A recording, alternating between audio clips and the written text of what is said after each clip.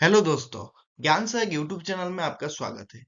तो ये वीडियो देख रहे हैं मतलब आप एक गवर्नमेंट एम्प्लॉइज हैं या फिर गवर्नमेंट एम्प्लॉय का प्रिपेयर कर रहे हैं या फिर यूपीएससी एस्पिरेंट है या कोई भी एग्जाम के लिए प्रिपेयर कर रहे हैं जो लीगलिटी के उसमें केसेस में उसको लागू है।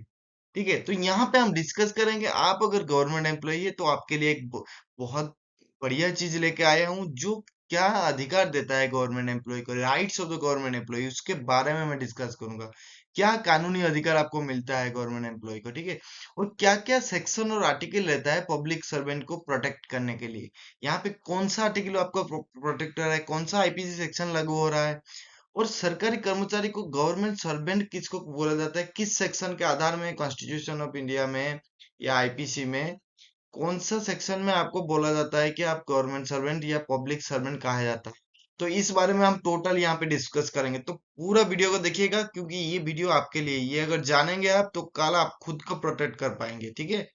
यहाँ पे हम जानेंगे कि आज जो सेक्शन 14 एंड 21 इसके बारे में आज जानेंगे। तो ये दोनों सेक्शन जो बोलता है ना, ये देता है, डिनोट करता है कि भाई सर्वेंट ऑफ गवर्नमेंट जो होता है ये पब्लिक सर्वेंट होता है, ठीक है। इसके बारे में यहाँ पे डिनोट किया गया है। तो सेक्शन 14 कहता है, सर्वेंट ऑफ गवर्नमेंट का वर्ड जो आया है ये सेक्शन 14 कहता है। तो ये क्या कहता है, सेक्शन 14 कहता है कि भाई कोई भी ऑफिसर हो या सर्वेंट हो जो भी अपॉइंटेड हुआ है या एम्प्लॉयड हुआ है इंडिया में by the under of authority of government, जो गवर्नमेंट के अथॉरिटी के अंदर ही हुआ है उसको बोलते हैं हम सर्वेंट ऑफ गवर्नमेंट। और सेक्शन 21 कहता है कि पब्लिक सर्वेंट के वार्ड जो दिया गया है वो सेक्शन 21 के तहत दिया गया है।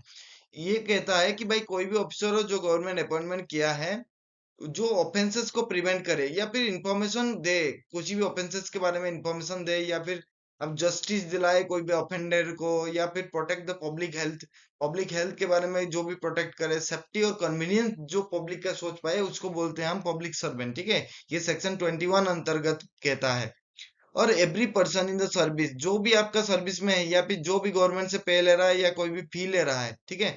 और अगर मान लीजिए कि performance of any public duty of by the government, उनको बोला जाता है पब्लिक सर्वेंट। ये सेक्शन 21 तहत आता है। तो सेक्शन 14 और 21 ये जो कहता है ना, उसको जरूर याद रखिए। तो यहाँ पे हम देखेंगे कि ऑफेंसेस क्या क्या होता है इसमें, और आप सेक्शन के बारे में डिस्कस करेंगे जो आईपीसी सेक्शन के बारे में, और पनिशमेंट क्या क्या रहेगा आपका, और कॉग्निजेबल और नॉन कॉग्निजेबल ऑफेंस के बारे में हम यहाँ पे जानेंगे, और बेल के बारे में, ये बेल है कि नहीं, और ट्रायल कौन इसको करेगा इसके बारे में भी जान देंगे। तो इसको आपको पूरा जानकारी यहीं पे मिल जाएगा, आप पूरा देखिएगा वीडियो। तो ये जो फर्स्ट ऑफेंस है हमारा, एसोल्ट और use of criminal force to deter public servant from discharge duty.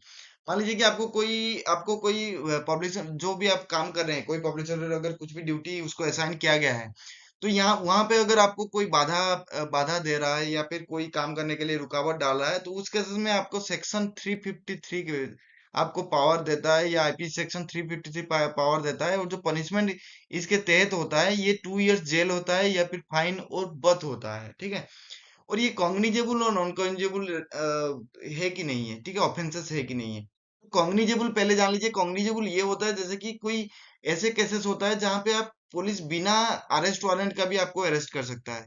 Like आपको जैसे कि कॉग्निजेबल ऑफेंसेस में, लाइक जैसे कि रेप हो गया या मर्डर हो गया, इस केसेस में ये कॉग्निजेबल ऑफेंस, इसमें आपको पुलिस बिना ये का ही अरेस्ट कर सकता है।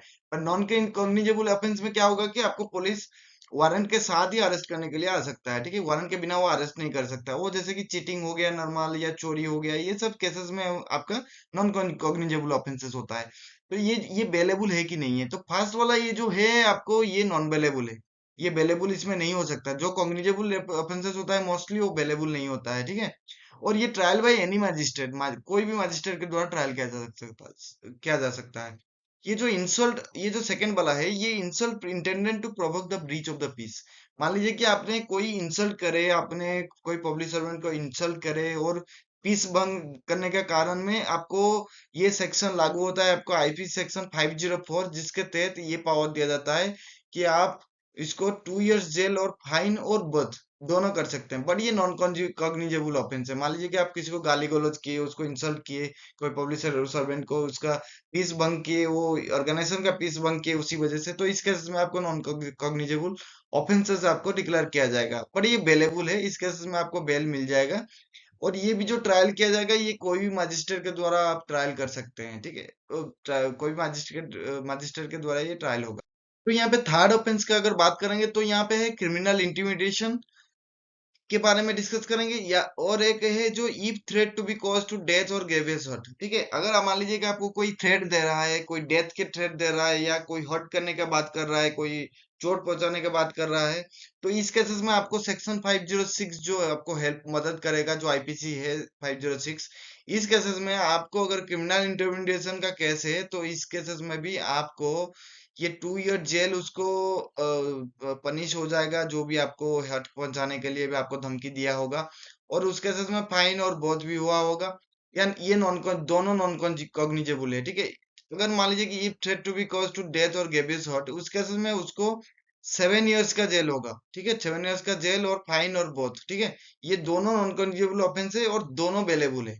बट डिफरेंस ये है कि क्रिमिनल इंटिमिडेशन में उसमें क्या होगा कि एनी मजिस्ट्रेट के द्वारा इसमें ट्रायल किया जा सकता है। बट अगर मान लीजिए कि वो केसेस डेथ और ग्रेवियस हर्ट हर्ट के बारे में हो, तो फिर उस केसेस में मजिस्ट्रेट फर्स्ट क्लास ही उसको ट्रायल कर सकता है। ठीक है, उसमें एनी मजिस्ट्रेट का ऑप्शन नहीं होगा। और एक आगे आपका, अगर मान लीजिए कि आपको फोर्थ ऑफेंस क्या कहता है कि जैसे कि आपको कोई भी वॉलंटियरली आपको हॉट पहुंचा रहा है, आपको बाधा सृष्टि कर रहा है, कोई भी वॉलंटियर जानबूझ के आपको बाधा सृष्टि कर रहा है, आपका ड्यूटी से आप ड्यूटी से आपको बाध्य कर रहा है कि आप मतलब ड्यूटी ना करे, या फिर आपको बार बार उसको धमकी भी दे रहा है उस चीज के बारे में, तो इस केस में भी आपको वही आईपी सेक्शन लागू होगा 332। ठीक है, उस केसेस में आपको पनिशमेंट उसको क्या मिलेगा, जो आपको धमकी दिया होगा उसको 3 से 10 साल का जेल हो सकता है, या फाइन हो सकता है, या बहुत हो सकता है। ठीक है, बट ये कॉग्निजेबल ऑफेंस है, इसी कारण इसमें नॉन बेलेबल है। तो इस केसेस में आपको नॉन बेलेबल, वो जो आदमी होगा उसको नॉन बेलेबल वारंट इशू हो सकता है, और ये मजिस्ट्रेट फर्स्ट क्लास के द्वारा ही ट्रायल किया जा सकता है। ठीक है, इस केसेस में एनी मजिस्ट्रेट अप्लाई नहीं होगा। ये जो है फिफ्थ ऑफेंस ये कहता है कि cheating and thereby dishonesty inducing delivery of property, the making alternation और destruction of a valuable security. तो ये कह रहा है कि जो जो चीटिंग अगर कर रहा है कोई प्रॉपर्टी का डिलीवरी करने के कारण, और फिर मेकिंग अल्टरनेशन डिस्ट्रक्शन, कोई तोड़ फोड़ कर रहा है जो भी वैल्यूएबल सिक्योरिटी होगा ऑफिस में, उसके कारण वो जो पर्सन होगा उसको अगर गिल्टी पाया गया तो सेक्शन 420 के तहत उसको 7 ईयर्स का जेल और फाइन और बहुत हो सकता है। बट ये कॉग्निजेबल ऑफेंसेस है। ठीक है, ये नॉन बेलेबल वारंट इसमें इशू हो सकता है, और मजिस्ट्रेट फर्स्ट क्लास का द्वारा ही ट्रायल हो सकता है। ठीक है, बट अगर मान लीजिए कि सिक्स का अगर ऑफेंस की बात करें, तो फिर इसमें होता है कि ऑफेंसेस अगेंस्ट प्रॉपर्टी। ठीक है, मान लीजिए कि कोई प्रॉपर्टी का चोरी कर रहा है, और कोई आपको प्रॉपर्टी चोरी करके उसमें कुछ तोड़फोड़ भी करके उसको ले गया है, तो उसके कारण आपको सेक्शन 378 एंड 379 दोनों ही सेक्शन इसमें लागू हो सकता है, और उसमें 3 साल का जेल और फाइन और बहुत हो सकता है उसमें। ये कॉग्निजेबल ऑफेंस है, इसलिए ये नॉन बेलेबल है, और ये एनी मजिस्ट्रेट के द्वारा ये ट्रायल हो सकता है। इसी कारण ये दोनों जो है ना, ये दोनों थोड़ा सा इशू है। इसमें क्या है कि मैक्सिमम चीजें आपको, मुझे लगता है कि आपका आपका भी ऑफिस होगा तो ये चीजें आपको देखने मिलेगा। ये ऑफेंस कहता है कि जो extortion by putting a person in fear of death और ग्रेवियस हर्ट, मान लीजिए कि आपने कोई उसको टर्चर कर रहे हैं, उसको फियर का डेथ का धमकी दे रहे हैं, या कोई हर्ट पहुंचाने के लिए कोशिश कर रहे हैं, कुछ इन्फॉर्मेशन पाने के लिए, या फिर कोई टेंडर हो, कोई भी कुछ भी हो, इस तरह का चीजें में अगर उसको अब लालच दे रहे हैं, तो उस केसेस में आपको सेक्शन 383, 384 एंड 386 के तहत आपको 3 इयर्स का जेल, अगर गिल्टी पाए गए तो 3 इयर्स का जेल और फाइन और बहुत हो सकता है। ठीक है, बट ये नॉन कॉग्निजेबल ऑफेंस है, तो इसलिए ये बेलेबल है, और ये एनी मजिस्ट्रेट के द्वारा ट्रायल हो सकता है। बट मान लीजिए कि आपके लिए एक जो सेक्शन है जो आपके लिए बहुत रिस्की हो सकता है। आप जो भी आपको कोई पब्लिक इंफॉर्मेशन पूछता है कुछ चीज के बारे में, तो आप सत्य बोलने के लिए कोशिश कीजिए, कुछ भी ट्रूथ बोलने के लिए कोशिश कीजिए, और मना मत कीजिए कोई भी आंसर को मना मतलब आंसर देने में। तो उसके अगर वो चीज उसको पब्लिक का लगा, तो फिर पब्लिक आपके ऊपर सेक्शन 179 के तहत आपको आपको 6 मंथ का जेल और फाइन और बहुत हो सकता है, और ये नॉन कॉग्निजेबल ऑफेंस है, और बट ये बेलेबल है, इसी कारण ये मिनी मजिस्ट्रेट के द्वारा ये ट्रायल हो सकता है।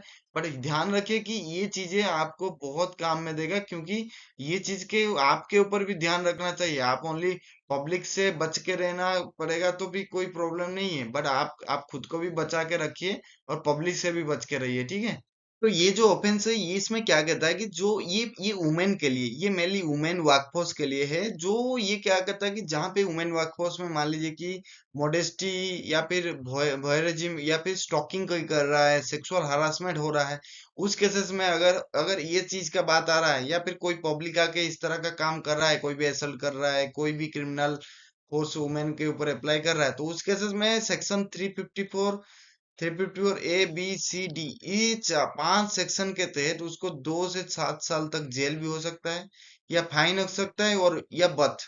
ठीक है। बट ये कॉग्निजेबल ऑफेंस है, इसमें बेलेबल भी हो सकता है और नॉन बेलेबल हो सकता है। ठीक है। अगर सेक्सुअल हैरेसमेंट वगैरह का बात आया तो फिर इस केसेस में नॉन बेलेबल वारंट भी इशू हो सकता है, बट ये ट्रायल एनी मजिस्ट्रेट के द्वारा किया जा सकता है, इसीलिए इसमें ज्यादा तकलीफ भी नहीं है। अगर मान लीजिए कि ये ऑफेंस कहता है कि obstructing public servant in discharge of his public functions, कोई भी फंक्शन हो, कोई भी इवेंट चल रहा है, मान लीजिए पब्लिक फंक्शन, पब्लिक मतलब गवर्नमेंट फंक्शन चल रहा है, पब्लिक के लिए हो रहा है, उसमें बाधा सृष्टि करना और उस फंक्शन को रुकावट डालना उसमें। बट इसके लिए ये सेक्शन 186 कहता है कि भाई जो भी ऐसे काम करता है उसको 3 मंथ का जेल हो सकता है, या फाइन हो सकता है, या बहुत हो सकता है। ठीक है। और ये नॉन कॉग्निजेबल ऑफेंस है, अगर मान लीजिए कोई पिटाई कर दिया, ये कर दिया। पर ये जो कॉग्निजेबल ही, ये आंध्र प्रदेश में ये कॉग्निजेबल है। ठीक है। बट जो नॉन कॉग्निजेबल, ये अदर सारे जगह में कॉग्निजेबल है, बट ये बेलेबल है। इसी कारण ये एनी मजिस्ट्रेट के द्वारा ये ट्रायल भी हो सकता है। ठीक है।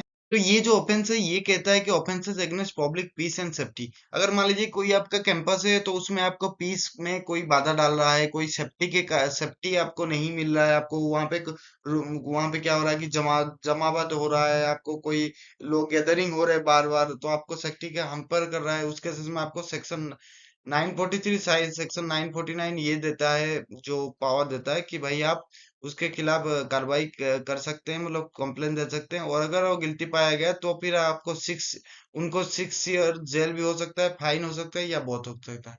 बट ये नॉन कॉग्निजेबल ऑफेंस है, इसलिए ये बेलेबल है, और ये ट्रायल किया जा सकता है एनी मजिस्ट्रेट के द्वारा।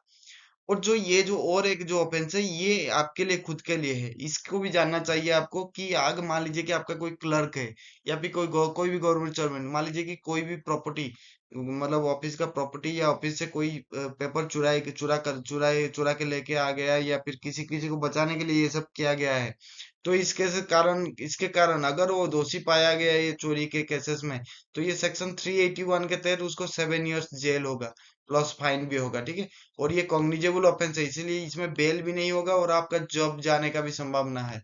और ये एनी मजिस्ट्रेट के द्वारा ये ट्रायल किया जा यहाँ पे ये एक ऑफेंस कहता है कि ऑफेंस अगेंस्ट पब्लिक पॉलिसी। ठीक है। कोई भी पब्लिक पॉलिसी या कोई पब्लिक स्कीम्स, या फिर कोई भी मान लीजिए कि आपका ऑफिस का जो पॉलिसी होगा, मतलब जो पब्लिक पॉलिसी के लिए ही लागू होने वाला था, इस केसेस में भी आपको मान लीजिए कि कोई भी ऑफेंसेस पब्लिक के द्वारा हो रहा है, तो फिर ये सेक्शन 946 948 950 के तहत उसको अगर दोषी पाया गया तो 6 साल का जेल भी हो सकता है, फाइन भी हो सकता है, और बहुत हो सकता है। बट ये नॉन कॉग्निजेबल ऑफेंस है, इसलिए बेल भी उसको मिल जाएगा, और एनी मैजिस्ट्रेट के द्वारा ट्रायल हो सकता है। ठीक है। बट ये सेकंड जो उसका जो नेक्स्ट पे जो ऑफेंस कहता है कि appearing in a public place in a state of intoxification and causing annoyance to any person. ठीक है। मान लीजिए कि आपने दारू पी के आ गए, या कोई पब्लिक दारू पी के आके गाली गलौज करने लग गया, या किसी को मारा, या किसी को थ्रेट भी कुछ दिया, और उससे मान लीजिए कोई खुद का स्टाफ भी मान लीजिए कि दारू पी के आ गया, और उसका हायर अथॉरिटी को गाली दिया, और उसका स्टाफ को भी गाली दिया। इस केसेस में ये जो पब्लिक प्लेस में अगर अपियर कर रहा है, ये चीजें सब हो रहा है, तो ये सेक्शन 5.10 के तहत इसको सिंपल इम्प्रिजनमेंट हो सकता है, सिंपल जेल हो सकता है, जब 24 आवर्स के लिए। ठीक है। और फाइन हो सकता है, या बहुत हो सकता है। इस केसेस में उसको नॉन कॉग्निजेबल ऑफेंसेस है ये इसलिए बेलेबल है, और एनी मजिस्ट्रेट के द्वारा इसको ट्रायल किया जा सकता है। यहाँ पे और एक देखेंगे सेक्शन जो इम्पोर्टेंट है, ये जो सेक्शन है, ये सारे ऑफेंसेस हमने देख लिए, बट ये जो सेक्शन है ये आपके लिए, ये section 197 of code of criminal procedure 1973, ये आपको प्रोटेक्शन देता है। ठीक है। जो कि आप अगर मान लीजिए कि अभी भी पब्लिक सर्वेंट है, या फिर आपके खिलाफ मान लीजिए कि प्रोसिक्यूशन लॉन्च हुआ है, और आप मान लीजिए कि आप तब तब भी आप नहीं, आप रिटायर हो गए हैं, ठीक है, उस कारण भी आपको प्रोटेक्ट करता है एज ए पब्लिक सर्वेंट। आप अगर मान लीजिए कि रिटायर्ड हो गए हैं, उसके बाद भी आपको कोई भी केस आपके अगेंस्ट में अगर फाइल हो रहा है, उस केस में आपको प्रोटेक्ट कर रहा है, ठीक है। और ये आर्टिकल, ये तो सेक्शन सारे देख लिया हमने। यहाँ पे देखेंगे आर्टिकल 311 क्या कहता है। आर्टिकल 311 ये आपको कोई भी सिविल सर्वेंट हो उसको सेफगार्ड देता है। कोई भी अगर मान लीजिए किसी भी कारण, किसी भी कारण के तहत उसको डिसमिस, पोस्ट से डिसमिस ना किया जाए, तो ये आर्टिकल 311 हमको ये पावर देता है, ये एम्पावर्ड करता है हमको, ठीक है। और ये आर्टिकल 309 क्या कहता है। 309 एम्पावर देता है पार्लियामेंट और स्टेट लेजिस्लेचर को कि आप रेगुलेट कीजिए रिक्रूटमेंट को, condition of the service of the person appointment. कोई भी सर्विस कंडीशन आप बनाया जाए अच्छे से, और कोई भी वायलेट ना हो। Public services and post connection with the affair of the union, कोई भी सेंट्रल और स्टेट का जो भी आपका कोई भी कंडीशन होगा, या फिर आप अच्छे से रेगुलेट हो, या फिर आपका सर्विस कंडीशन में आपको कोई भी एम्प्लॉय का तकलीफ ना हो, इसके कारण उसको ध्यान देने के लिए ये हमको प्रोटेक्शन देता है आर्टिकल 309 और आर्टिकल 311, ठीक है। तो अगर वीडियो अच्छा लगा तो फिर thanks for watching my video. Like, please like, comment and share my video. अगर बहुत अच्छा लगा आपको या फिर बुरा भी लगा, तब भी आप कमेंट कर दीजिए। उसमें कोई भी जरूरत हो या फिर कोई भी चीज समझ नहीं पाए, तो फिर आप जरूर कमेंट कीजिए में। और सजेशन भी दीजिए अगर कुछ इम्प्रूवमेंट चाहिए, या फिर कोई आपको आगे जाके और वीडियो देखने के लिए, क्या जानने के लिए भी आप चाहते हैं, तो फिर आप मुझे जरूर कमेंट कीजिए।